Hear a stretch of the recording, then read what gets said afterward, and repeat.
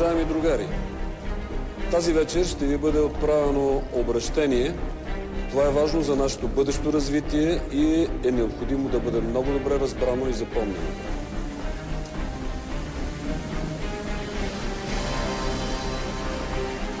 Във връзка с настъпващите промени, на нас ни предстои следното. Относно БКП. Да се учреди партия, дистанцирана от старите и компрометирани социалистически пасиви, с запазен контрол върху финансовия ресурс. Изнасяне на държавния капитал в чужбина, чрез предприятията второ направление и връщането му под форма на чужди инвестиции. Да създадем удобна и контролируема опозиция. Водачите й да са предварително утвърдени от специалните служби, а лидерите й да са изцяло зависими от нас, чрез политическа лоялност, физически зависимости или чрез компромати. Ако такива не са констатирани, да се изфабрикуват.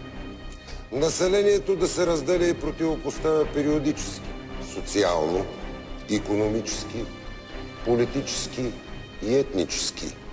Да се създадат партии и движения, отговарящи на изброените профили. Чрез приватизация да се раздаде индустриалния капитал на безценница на наши фирми. Населението да се провокира за участие чрез тъй наречените работнически дружества, отнасящо се обаче само за предприятия с неизбежна ликвидация. Стопанската сфера да се раздели на територии по интереси, които ще се управляват от тъй наречените бизнесмени, наложени от нас. А ако някой от тях се опита да навлезе в политиката или в чужда територия, да се ликвидира, а бизнеса му да се оглави от друг. Да се създадат престъпни групи на райони, които да контролират търговски територии с цел монопол на пазара, създавайки охранителни звена. А ако тези звена изместят центъра на задачата си или решат да се превърнат в икономически субекти, да бъдат ликвидирани. Да се създаде алтернативен синод с цел компрометиране на църквата.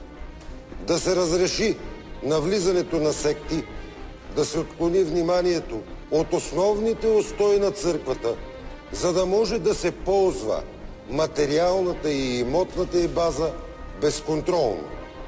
Медиите да се ръководят от хора, които сътрудничат с нас. Добри специалисти, но без склонност към анализ. Създаващи критични интервюта за актуални проблеми, но без да се стига до ликвидиране на причините за тези проблеми. Всички закони, укази и разпоредби да се формулират така, че да нямат точно и прецизно тълкование. Милицията. Да се увеличи числения състав за сметка на армията, като се използват хора без необходимата квалификация. Да се работи с лоша материална база и ниски заплати. В армията военно-промишления комплекс да бъде ликвидиран поетапно. Всички държавни служители да получават ниски заплати. Това специално се отнася за здравните работници, просветата и образованието.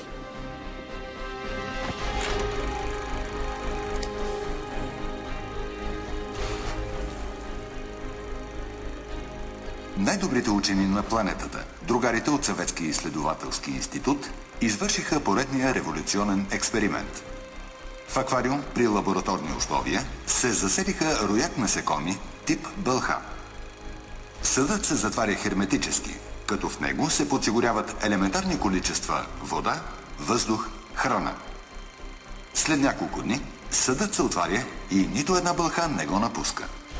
Дори и ако ограничителните стени се премахнат, роякът продължава да съществува, единствено спазвайки тази територия до края на живота си.